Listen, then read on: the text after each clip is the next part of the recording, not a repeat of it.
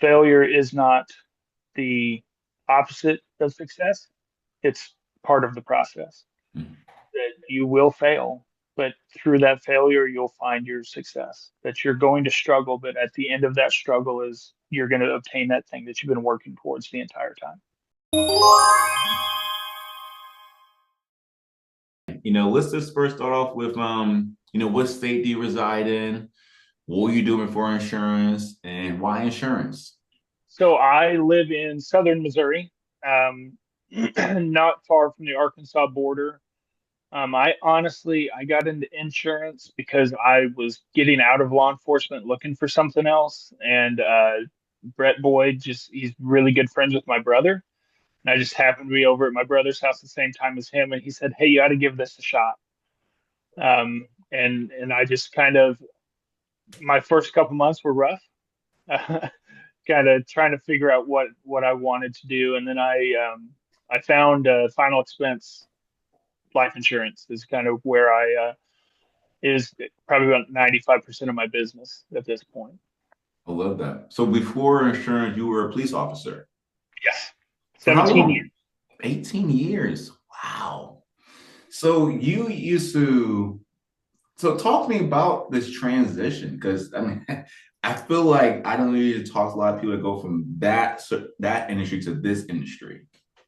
So I did a little bit of everything in my career, and it ended up um, where I got put in investigations, and I did all the child crimes, which is very taxing on an individual. I have two daughters. Whenever I was doing that, they were younger, and I just got to where I just couldn't do that anymore. Um, I went back to patrol. I was a patrol sergeant at the time of retirement, but I remember just kind of coming home after working that child crime stuff. You just kind of look at everything a little different. I told my wife, "Hey, I really need to find something else to do. I can't do it anymore. I can't handle it anymore." And that's whenever I ran into Brett. I started another sales job at the same time selling home security because that kind of a little closer to what I was comfortable with, and running into Brett, and he said, "Ah, you just got to give it a shot." And he helped me through the contracting and getting my license and doing all of that. But even with that, a couple months in, I was really heavy in Medicare because that's what Brett and all those guys that I work with, that's what they do. And just ready. I was honestly ready to throw in the towel on that too. It was not what I enjoyed doing. So when did you start contracting? So I started contracting in September of last year. Okay. Um, had a few Medicare clients, did not sell anything over the phone in my life until February of 25. So you hop into insurance now. It's September of 2024. You have children. You probably have a wife, I'm assuming, right? Yes. Sorry, I got to start saying spouse, because but you have a wife, your spouse. And you're into insurance. It's going pretty rocky your first few months. Yes. What like how rocky are we talking? Are we talking like one policy a month rocky? We talking like 10 Um, policies a month? I would say through AEP last year, I think I ended with like eight Medicare clients. So from Eight?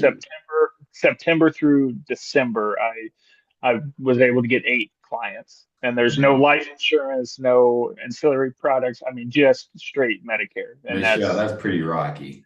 That's pretty rocky. But so when did it pick up for you? so I honestly, and I've told this story recently. I was ready to quit. Mm. Um, I talked to my wife on a Friday night and told her that I'm making good money doing this other sales job. I'm really not enjoying the insurance thing at all. I'm going to call Brett on Monday because Brett just had a really good week, and I didn't want to end his week by me telling him that I wasn't doing it anymore. That on Monday I was done. I was just going to call Brett and say it's not for me, and he beat me to it. he called me Friday night and he said, "Hey, I want you to go to this telesales event. They have these. It's they're going to teach you how to do it." So I went to one of the Life Insurance Academy's telesales events, and that's what changed everything for me. Man, Actually having a process where when they sat down and explained it to me, it made sense. Because I'd when never did had that happen? that happened in February of 25. Right at the beginning of February. I think it was the first or second event of the year that they held. How many sales did you do there? Whenever I went there, I did 13 sales for $7,500 in AP. A So lot you of did really small AP ones, but I did 7,500. so you did 13 sales at a boot camp, which is usually about 3 days. Mhm. You did 8 sales over AEP, which is 8 weeks. Yes. And it's because and you're saying it's pretty much because of just the hands-on coaching, understanding the sales process, and the power community allow you just to go from this to this. Oh yeah. How much have you done in sales since February? Like from February Um, to year to date. Without looking at it, I know I've gone over the 200,000 mark for the year. Wow, that's amazing, man. I love when I hear a story that it's a matter of almost at the breaking point of giving up, right? The almost at the breaking point, just about to let all of it go. Like the cusp of just, "All right, I'm done," and then a big breakthrough happens. Talk to me about that, Brian. Like, because I think a lot of people can relate to like, okay, this is sales, it's not working for me. I'm about to give it up. I'm done, and then boom. Like, talking about that thought process and looking back now, like I'm sure you're happy you didn't give up, Yeah, right? yeah, for sure. For me, I was working that other sales job and I was pretty successful in it, top 20 in the country for the company I was working for every month. So looking at that and then looking at what I was doing in insurance, we were two different things completely. And I was working all the time. And I missed so much in my years in law enforcement, birthdays and holidays. And this was a job that I knew that I could be home for that stuff. So it was something that I wanted. And then, just being ready to be done, I was putting so much work into these two separate jobs that I knew I needed to make a decision on something. And I did not think it was going to be insurance. Hmm. So sitting down, talking to my wife, having that discussion of, I just, if I'm going to put all my time into one thing, I would rather it be the thing that I'm making money in. I love that. Um, and it was, I know now that it was a lack of, like, I was working, but I wasn't doing the right stuff. Like, there's a difference between, you know, working and putting hours in and actually doing stuff that is moving you forward. Mm, mm. There's a lot of people, I could go sit in an office for 8 hours a day and really not accomplish anything. I could go in and I'd check my email for a couple hours and play on my phone for a little bit. And I wasn't putting the time in to the things that I was able to excel in. Um, but that decision to be done to kind of just it was a what what time am I putting in that's actually making sense, that's actually helping not only myself but my family. And really, whenever I went to that boot camp, that very first boot camp, whenever I bought my leads for that, I had $7 left in my bank account after I bought it. After I bought I bought 50 leads, and I had, my bills were covered for the month, but I had $7 left in my bank account. And so whenever I went, I said, you know what, I'm gonna work while I'm there. I'm not gonna sit down and do nothing. I'm gonna actually put in the effort and just see what I can do. So I went from working but not really putting in work. I was pretty good at making myself feel like I was busy without actually being busy, to sitting down for 2.5 days and actually dialing and putting in work and doing everything I was supposed to do. Man, what a story, man. What a story, man. A little bit, man. What a story. I know your story is also is definitely helping someone out right now for sure. So you're saying to me, and talk to me more about this. Like you keep on hitting on, we all have the same working day, but for you, the biggest change was how you attack that working day. So it Yeah. seems like to me your activity changed. Talk to me about like the activity you're doing now, because you did So 34,000 in sales in 3 days. Like talk about the activity that you believe a telesales agent, there's some face-to-face agents called, but you do telesales, but what is the activity as a telesales agent should look like if they want to do, let's say, 10, 20,000 a week? you know, when I would say that's about what my average is I'm probably in that 15 to 17 on a weekly average. Um, and I think the big thing that I do is I'm sitting in front of my computer at my desk before 8 every day. So I had a heart attack back in March. That it was a massive heart attack, and it took me out for a little bit. Um, and then that was kind of a struggle coming back from that and getting kind of back into the rhythm of things. But what I've learned by doing this and even after that and kind of getting into the workflow that you should do to be successful. I'm at my desk every day at 8 a.m. Before 8, I'm making my first dial at 8:30. 8:30 every morning, I'm making my first dial. I am loading all the leads kind of in order from my newest to my oldest into my dialer, and I am working from 8 to I will take a short break from 8 from about 1 to 1:30 because that's typically the deadest point of my day for people answering the phone.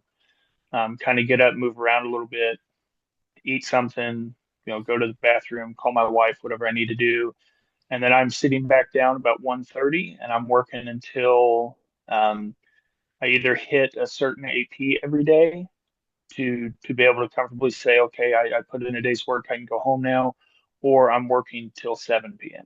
What's like on an average, how many presentations are you doing per day? And presentation means like you're showing quotes or something like Yeah. what's are you Um, doing per day?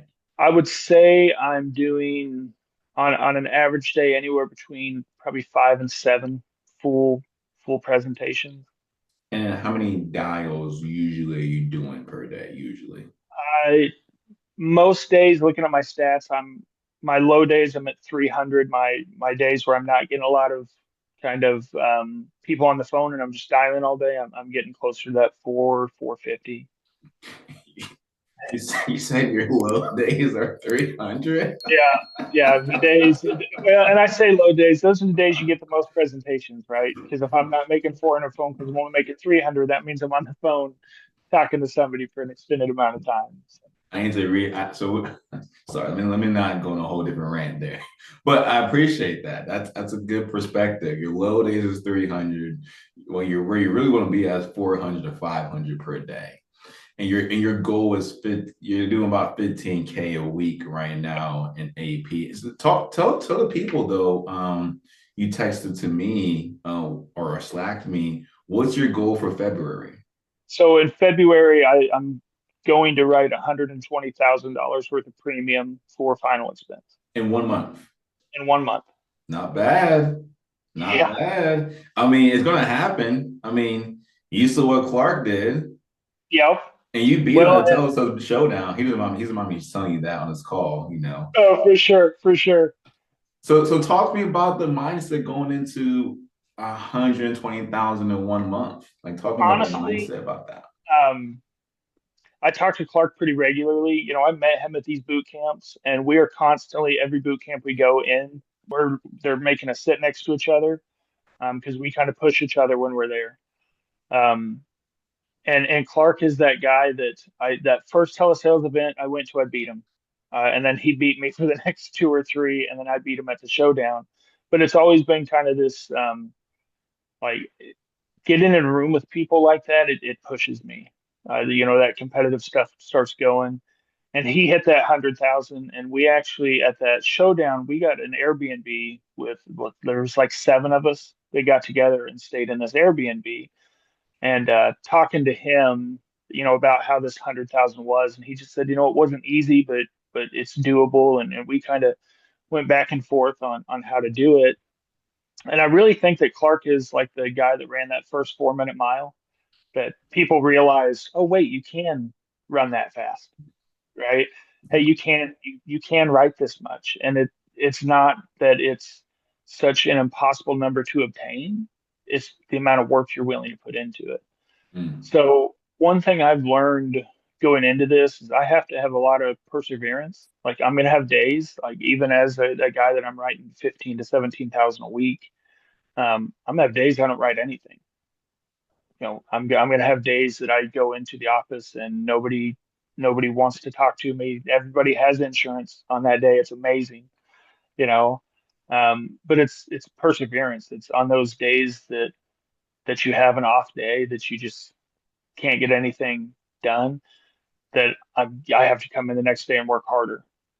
Um, so my mindset on going into that was, first of all, after talking to Clark, I know that it's possible. If you would have told me, um, you know, 6 months ago that I was gonna, publicly state that, hey, I'm gonna write $120,000, I would have told you you're crazy. Yeah. I would have been like, yeah, maybe for the year. Yeah. But following that process that I have now, that I think anybody can do. Like if you follow the same process, you have a repeatable thing that you do every single time. I think anybody can do it. But Brian, let me ask you this. So you mentioned you think that everyone can do this. Talk to me about that because I think people have self-limiting beliefs that they can't do this. But I think that's true. But I think if you take that out, if Yes. you get that, because you'll notice, and my wife is big on this, and I praise her for this all the time, is that speaking it to existence. Mm, If you say negative things are going to happen. If you say positive things are going to happen. You'll never hear me say, if I can do this. mm, It is when I can do this, when this takes place. I'm really bad about it. And if you've ever listened to Elvira talk, Elvira's kind of bad about it too, where you will sit in a room and all of a sudden that thought in the back of your head is, can I actually do this? Like, do I have this ability? And I think you have to remove that from your thought process. It's going to happen to everybody. I have days I get to the office and I don't want to be there that day. And it's like, is it even worth it for me to be here? Like, am I even going to be able to get a hold of anybody today? But I think you have to remove that from it can't be part of your belief system, mm, right? I think anybody can do this job. I truly think that you can take anybody off the street, and if they're willing to put in the time, and if they're willing to put in the effort, that there's no limitations on what you can do in this career yeah. field. You took a guy, I kicked doors in on SWAT for a number of years. I'm not like this scholared dude that, I don't have degrees hanging on my wall type stuff, right? People in my past line of work called me a knuckle dragger for a number of years because I took some time for me to pick up on stuff from time to time. But if I can do it, if I can learn this process and do it at the level I'm doing it, anybody can do it. Yeah. And like you're saying, it's a process. Mhm. It's like when you go to that, we went to that boot camp in February, you learned the process. Yes. And now you've just And I been tell refining it every single month. I tell people it's kind of like building a house, right? If anybody has built a house or watched a house be built, that foundation takes a long time. Mm, But once the foundation is up, the walls are up pretty quick, and then they're finishing the inside of the house before too long. I think that process, learning that process, is like building a house. I like that. Once you get that foundation down, everything else comes pretty quickly. In all honesty, I give Clark a hard time every chance I get, and I tell him all the time, like anybody that asks me about the showdown, like, yeah, I beat the $101,000 man, right? Because that's what we have started calling him, because that's what he wrote in a month. Yeah. Um, So I did the 120 because I want to beat Clark. And if all I hit is 102, then I still beat him. And honestly, I chose February. It's the shortest month of the year. And if I can do it when I do it in February, when I complete that in February, there's no reason why you can't do it in March, why somebody can't do it in April. Um, it is putting myself into a box because that's the one thing I told my wife is whenever I go public that this is what I'm going to do, I don't have an option. Like I have to do it. Um, but I chose those months and I've given Clark a hard time ever since I did that. Yeah, you might have done it in 25 days, but in order for me to do 120,000, taking Sundays off because I'm a youth pastor at my church. I will not miss church on Sundays. It gives me 24 days to do it. I'll have 24 working days out of the month, and that's $5,000 a day that you have to hit on average. But I chose 120,000 because it was more than Clark did, and I think that if you're going to try to do something, you shouldn't replicate. You should you should exceed. When Jordan came into the NBA, he didn't say, "Oh, I want to do what these other guys did." He said, "I'm going to be the best, and I'm going to do it like nobody else did." Um, so if I can, when I do 120,000, and I do it a shorter month than Clark, I'll just always have that card. Be, hey, you may have outwritten me this year, but do you remember this? How many leads do you need? I guess dollar amount, Brian. What's a dollar amount roughly to generate So 15K a week in AP? I am doing 75 leads a week, which is with Kaboom. I'm on the lead order. It's about 1350 a week, is if I remember correctly. Good. So about I have it on 75 leads a auto. week. Yep, I have it on an auto draft. It just takes care of it for me every week. Any states in particular or just any state?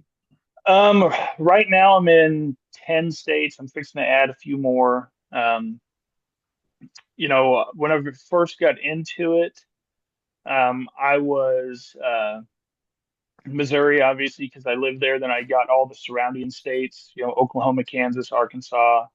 Um, Texas is always a good one for me because there is such a high population there.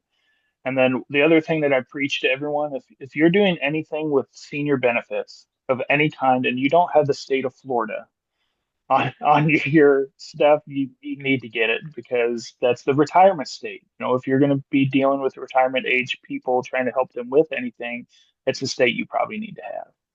I love it. That's good. Brian, appreciate you for hopping on. Tremendous call. We always end the call with this simple question here. I'm gonna ask you here in a second. If you could define your 1 year and 2 months as an insurance agent into one word, what would you describe it as? Oh man, that's a hard one. Honestly, probably struggle. Hmm.